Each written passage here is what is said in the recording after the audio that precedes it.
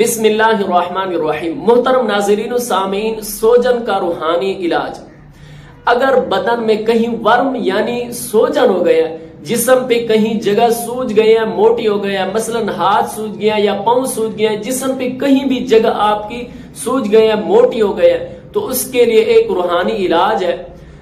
لا الہ الا اللہ 67 بار 67 بار لکھ کر، یا خود لکھ لے یا کسی دوسرے سے لکھوا کر اپنے پاس رکھ لے، یا اس کو تعویذ بنا کر گلے میں پہن لے، تو انشاءاللہ الکریم اس کے صدقے سے آپ کی جو سوجن ہے، آپ کے جسم پہ کہیں ورم ہے یعنی جگہ سوج گیا ہے، تو اس کے وسیلے سے، روحانی علاج کے وسیلے سے وہ جگہ ٹھیک ہو جائے گی۔